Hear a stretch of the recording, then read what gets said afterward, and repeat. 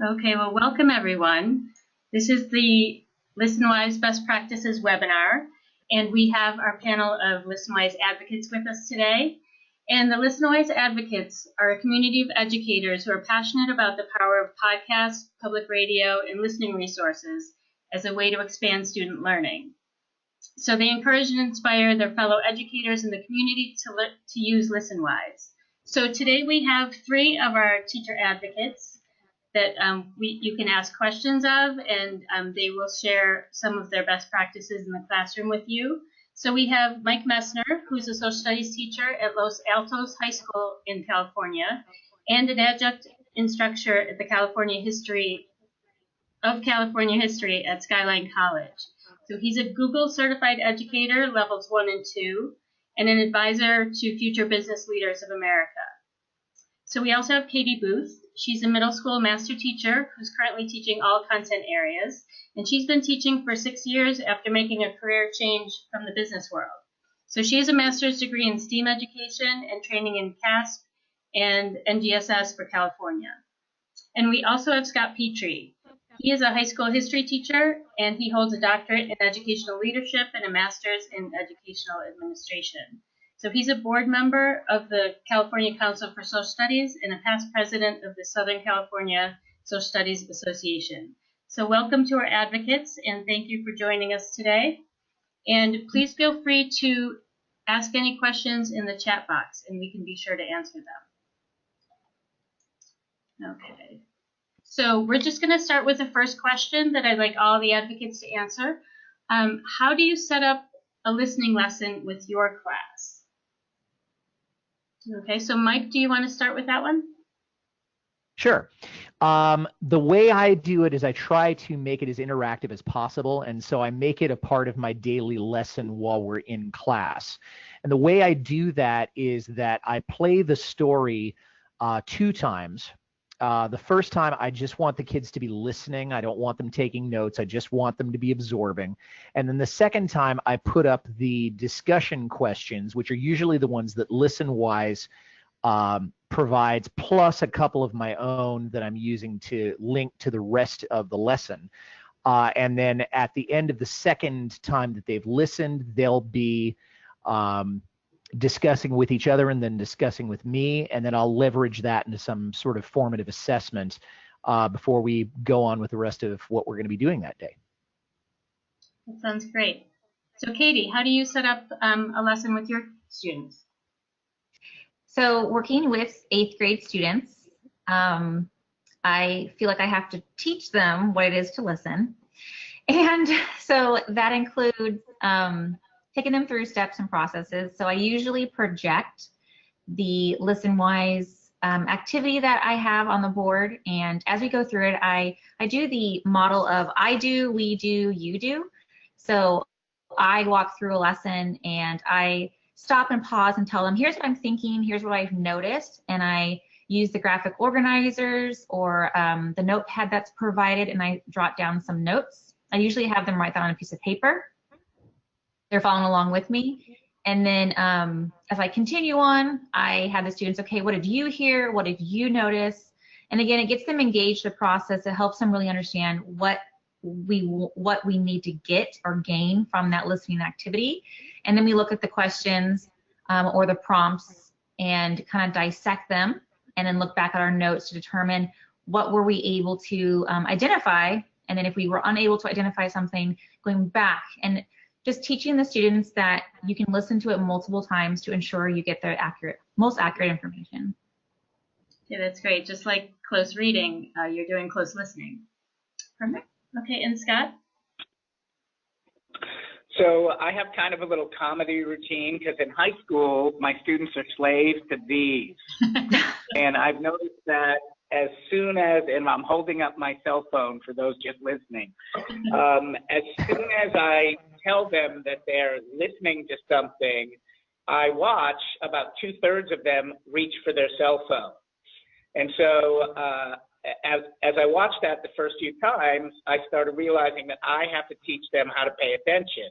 And so now I have a little comedy routine where I tell them to turn their power on the phone off and that they're going to be listening and they have to manage their attention for 5 minutes and 34 seconds or however long the story is. And I usually do something similar to Michael, where I kind of front load the questions, the discussion questions. I tell you, I want you to listen for this, this type of question, this type of answer. And so I kind of precede it. And then when we finally get to listen, because what I find is if you just tell them to take notes, they try and write down everything. But if you tell them just to listen for these two things, you see the little light go on when they hear that one thing, and then you see them start to write it down. And so I want them to learn how to manage their listening so that they're listening for certain things, and then hopefully we can add to the amount of certain things as time goes on. But usually I got to give explicit instruction on turn off your cell phone. Your friends are still going to like you. They're still going to tweet at you. But you have to listen to this for 5 minutes and 34 seconds or however long the story is, and I want you to give it 100% of your attention. And I found that when I preface it with that little speech, almost every single kid in class pays attention instead of being distracted. Mm-hmm. Well, that's great. Yeah, having them focus is step one, so that's a great way to do that. Okay, thank you. And then I'm just going to go on to the next question, and this one's for Katie. How do you integrate audio stories into your 8th grade curriculum? So last year, I was struggling to find that combination of how do I keep my students engaged into the content and address the need that the interim assessments from the CASP have told us, which is they don't know how to listen. And I searched the web and I found the Listenwise program. And what I noticed is that there is so much content that relates directly with what I'm teaching the students in the classroom. So, for example, working in social studies, there's information on the birth of our nation, and in 8th grade we work on American history, the Revolution War, the Constitution, colonists. So I'm able to have a lesson, explicit instruction through textbooks or resources, and then I can enhance that by adding a Listenwise activity specific to that content. In addition, for science, we've learned about gravity and forces and renewable resources and how synthetic materials impact our society. And then there are current events and other activities on Listenwise that reinforce that concept.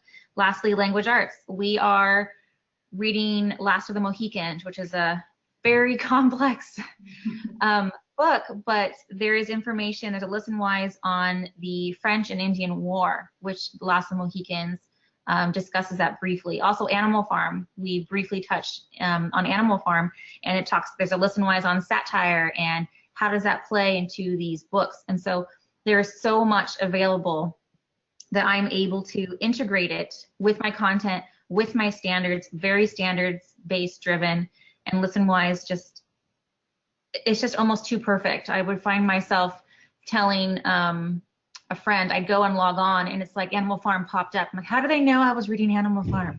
So there's just so many resources available that I feel like I don't know which one to choose from because there's so many great things that integrate the classroom. That's great. Thank you, Katie. Okay, so question 3, and this is for Mike. What stories have you taught recently with your U.S. history and civics students? Well, the ones that I've used in the high school level for civics, there have been 2 that I've used pretty successfully most recently. One is on the separation of powers, because that is so fundamental to everything we do in a high school civics class.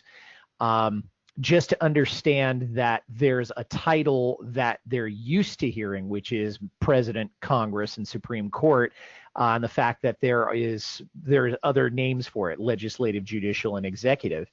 And then the other one for civics is Justice Scalia's legacy. And the reason for that is so important is when we get to the Supreme Court and they understand the functionality of it, they need to understand why the court has acted in certain ways, particularly with the decision that was made on gun control and which the decision that said that citizens, not just members of a militia, are allowed to own their own guns. So that's for civics. For U.S. history, I've used the one called Immigration Policy Then and Now when we talk about the Bracero program and the beginnings of 20th century mass migration from Mexico to the United States. And then in a little bit before that, we talk about World War II and anti-Semitism in 20th century Germany, and how the same problems that existed during the early years of the Third Reich are still kind of prevalent today. What I'm going to be doing in my next, either this summer or this fall, is that I'm going to try to leverage the story on Catholic missions in Junipero Serra into my California history class at the community college. But the way the lesson looks, I think I've kind of already talked about that, is that, as Scott mentioned, the technology does tend to, it can be an impediment rather than a tool. So what I'll do is I'll play the story once with the idea, okay, no input, no notes, no laptop, no Chromebook, no phones, nothing. Then the second time, I'll have the targeted questions, and as Scott alluded to, okay, once they hear the key words or something like that, then the eyes light up and the keys start going and things like that. So those 4 or 5 are the ones that I've used the most successfully, the most recently. Great, thank you. And then Scott, I wanted to know how you integrate Listenwise quizzes with Flipgrid, and have you give us a quick example of that. So I will pass this on to you. Okay. So I have just done the Cold War veterans Listenwise activity with my students, and can I start, Helen, or do you have my screen and presenting now? I will give you the give you access just in 1 minute. Okay. Yeah. All right. So I'll just preface it with I think I gave about 11 Listenwise quizzes in class in the fall semester, and so far this semester I think I've done 8. I do what I call the playlist approach to teaching, where I assign things out of the book. I assign video lectures. I assign Listenwise stories, and kids have sort of a menu that they can choose from, and then they do some sort of project that demonstrates how much they know about something. So in this case, they were doing a Cold War project quiz where they had to create their own podcast. And what I wanted them to do is be able to listen to 3 or 4 podcasts that talked about it. And so I gave them the Listenwise. There were at least 3 or 4. There was one on Prague Spring. There was one on Cold War veterans, which I'm going to talk about right now. And so I did something that I call app smashing, where they had this story on the Cold War. This is the Cold War veterans. Can you see it on the screen now? Is that a yes?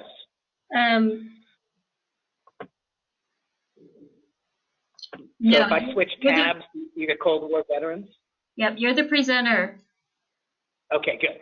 So this was the quiz. This is the podcast and the quiz. And instead of having my students put in their answers, they actually had a choice. They could put in their answers and type them, and then I, of course, see them and grade them and give them points.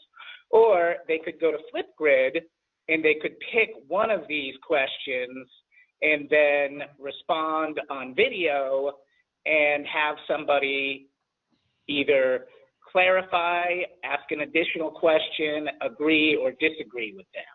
So let's look at Helen. I don't think the Cold War should have the same status as other U.S. wars and conflicts because the Cold War did not take place during an official period of war. However, I do believe that the Cold War veterans should be treated as such. Despite not being in combat during the right period of time, that group suffered from typical results of war, such as PTSD. In my opinion, unfairly, Cold War veterans don't have access to help for complications such as PTSD caused by the Cold War, unlike cases of PTSD during official periods of war. So Helen did a great job, and I think she watched it, and I think she had a definite arguable position there. And this is Denzel, who's going to politely disagree with her. I do agree on your part where you say that Cold War participants should be veterans, but the Cold War should have the same status as other U.S. wars and conflicts because the Cold War was dealing with nuclear bombs and weapons, and these bombs could destroy cities and towns, and that's not something that you can just ignore. So I disagree with you, and I believe that the Cold War should have the same status as other U.S. wars. So that to me is huge because kids are politely agreeing or disagreeing with each other instead of, saying you're stupid or shut up or any of that. One of the things I want to share, and I will tweet this out under hashtag Listenwise, is this is a template that someone sent me on Twitter. I believe it was Ruben Hoffman. And you can use it to quickly grade all of your Listenwise short answer quizzes. So some of the Listenwise quizzes are automatically graded. They're multiple choice, and the kids go through them. And I heard from a good source that there should be 250 of those automatically graded quizzes online by the end of this spring, which is great for a social studies teacher that's trying to include listening and digital sort of lessons, because that gives me a lot more choices to assign to my students. But for the shorter answer ones, they're much harder to grade. You have to go through one by one. So what I like about this sheet here is you can paste your questions in, and then you can paste what is an expected response.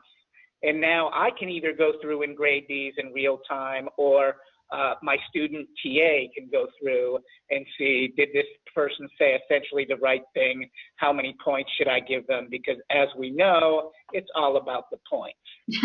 So the last thing I want to share is, I rotate Listenwise tasks through my instructions. Sometimes I start them as bell ringers. Sometimes it's an exit ticket. Sometimes it's classwork that we do in class and finish there. Sometimes it's homework. And I've just been sort of tracking my completion rates and how well the students do with them. And what I've seen, or what I've observed, is almost always my students struggle with the main idea questions. And so now what I've really started to do in my regular instruction is, what's the main idea here? Because they're starting to take the CASP in California, which is our state assessment. And a lot of those questions, like I reviewed 20 of the released questions last summer, and 13 of them were listening tasks where they were asked to identify the main idea of the spoken passage. So any way that social studies teachers can sort of help out our English teacher friends, because in social studies we're not tested right now, that's why I love Listenwise, because I get to feel like I'm doing an ELA thing, but there's very little grading on my part, and that I think is the most important thing for me. Is how do I do as little grading, or how can I project the illusion of grading whenever possible? So with that, I will tweet out those items, and I'll put them in the chat also, and you can now take the screen off me and go back to the other good-looking people. Great.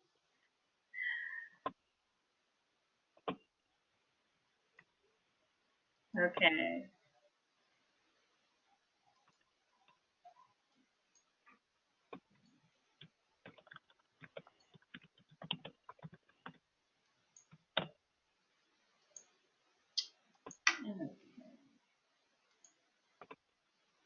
Okay, so the next question is, what advice would you give to a history teacher using Listenwise? So this is a question for anyone who wants to jump in.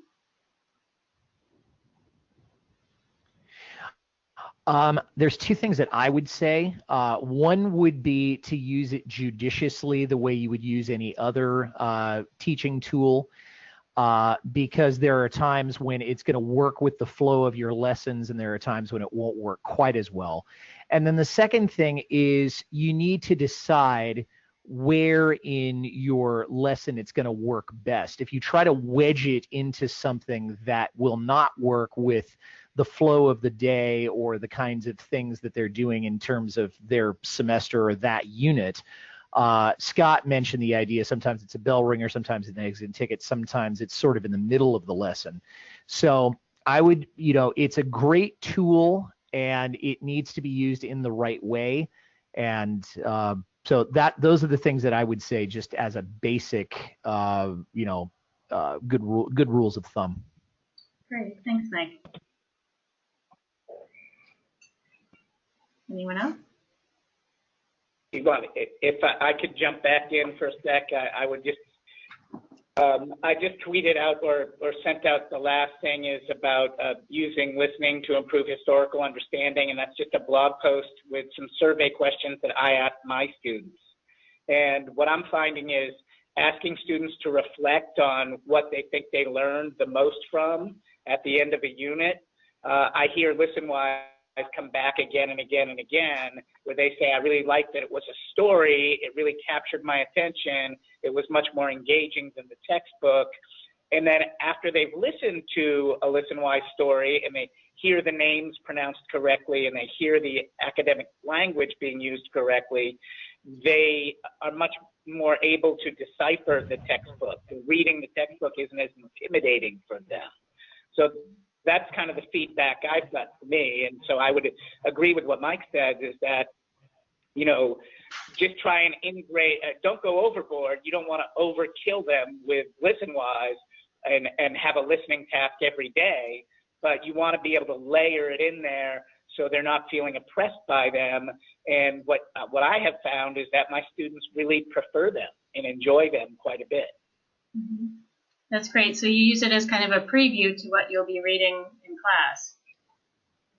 I've done that, and then when I ask them questions like how would they like Listenwise to be used, a lot of them wanted it to be some sort of an assessment. Like they like the short answer assessments because they can think about it, they can go back, they can go through the transcript and hunt for the right answer and use some of the text to support their answer. So it's a well-balanced workout. Great, thank you. Did you want to jump in, Katie, or do you want to wait till the next one?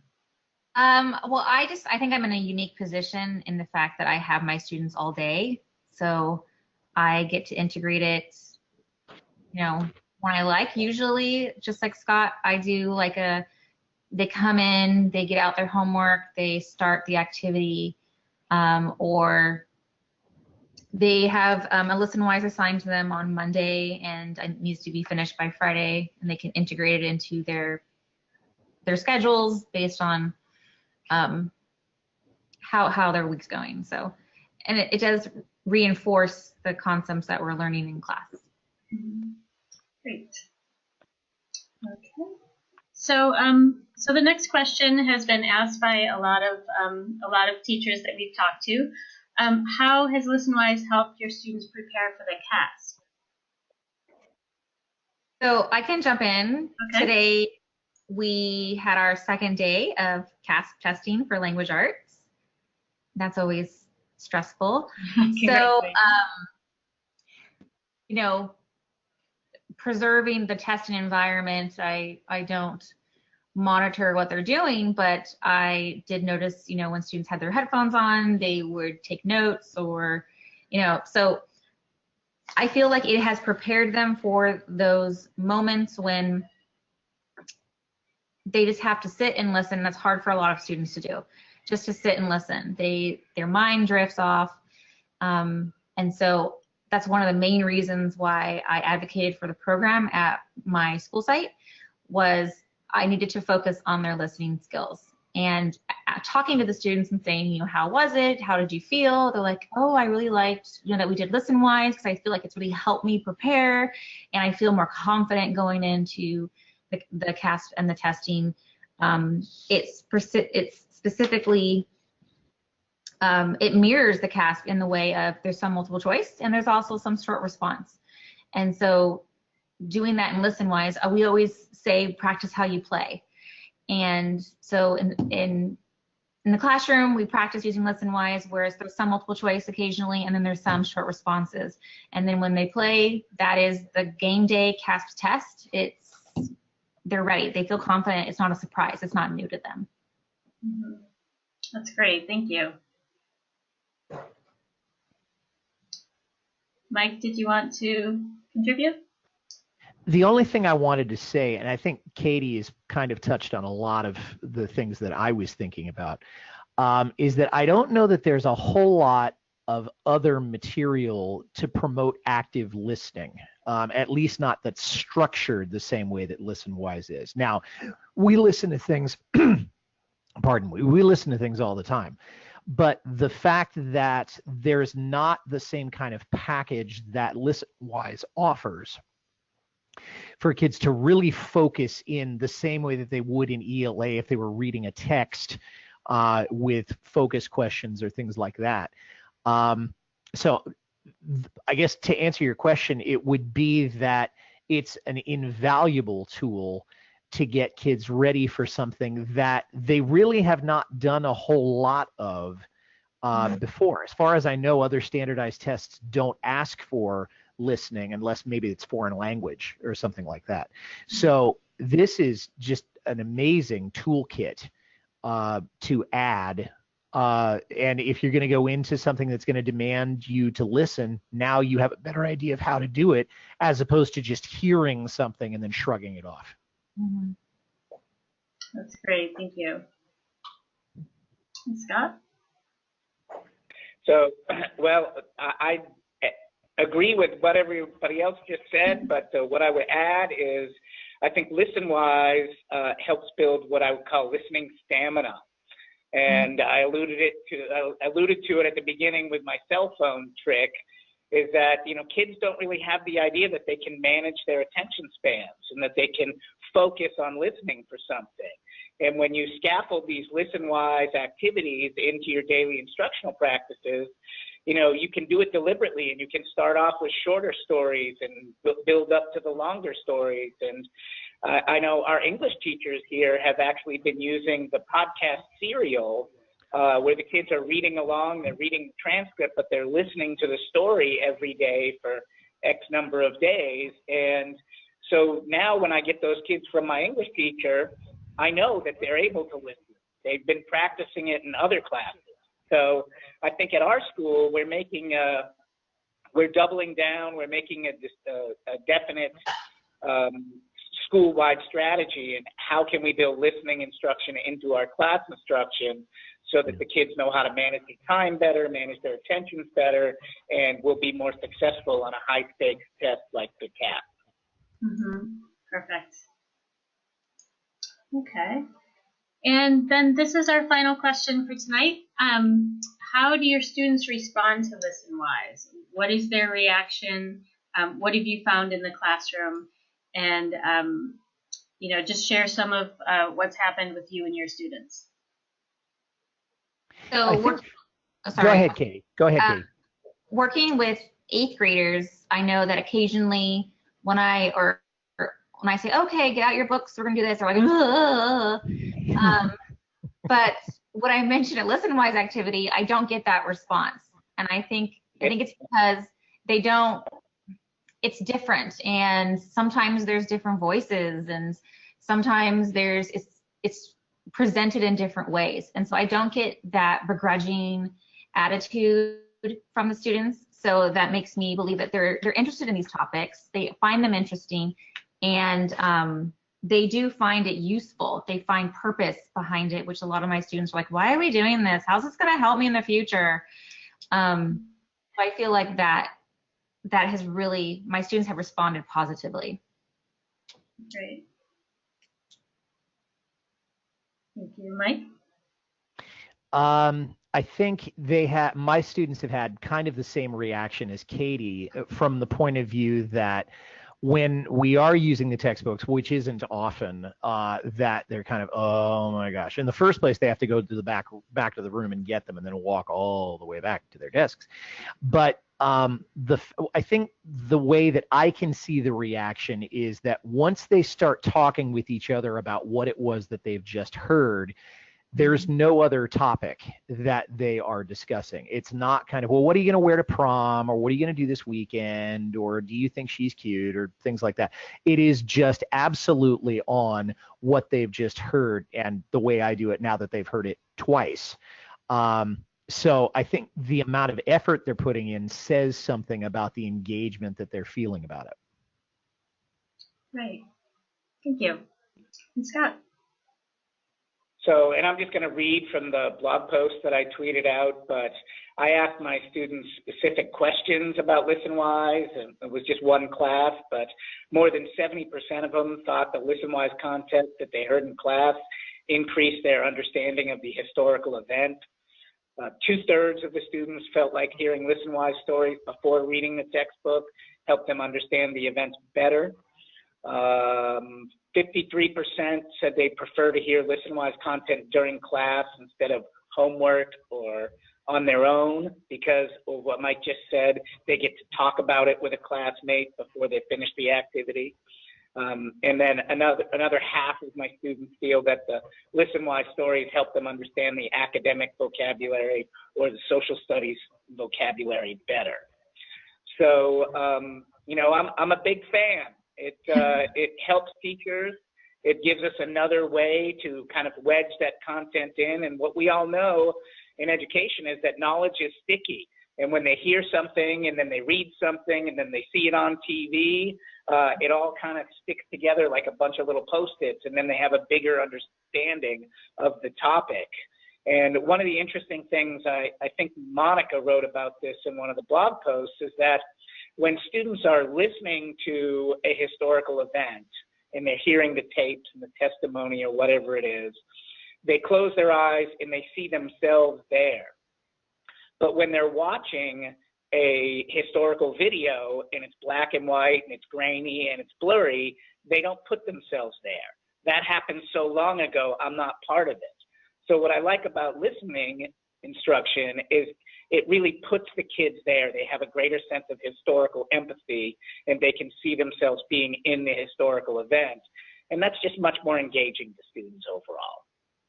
And I would add to what Scott is saying is that that's the reason that radio is called the theater of the mind. Whereas if you're viewing a film or something like that, there's no imagination going on. I mean, they've given you all the details. But once it's reduced to just audible stuff or radio, everybody's going to have a different imagination of what is going on in that particular story. And that's why radio continues to be such a powerful medium and why we can use it in our classroom so effectively. Mm-hmm. That's great. And if you're creating your own images and your own meaning, then you'll remember that longer than if it was handed to you. Exactly.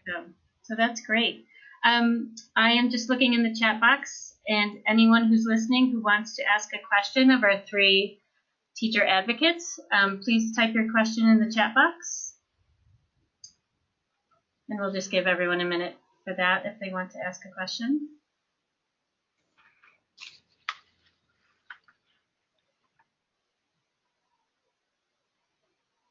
Okay, I don't see anyone typing right now. So I think we should wrap it up for today. Thank you so much to our 3 panelists, Mike and Katie and Scott. We learned a lot during this half hour, and thank you so much for sharing your experiences with your students and your experiences in using Listenwise as far as the lesson planning and using it with your students and talking about the content afterwards. There are a lot of really good pieces of information and things people can use that we learned today. So thank you very much.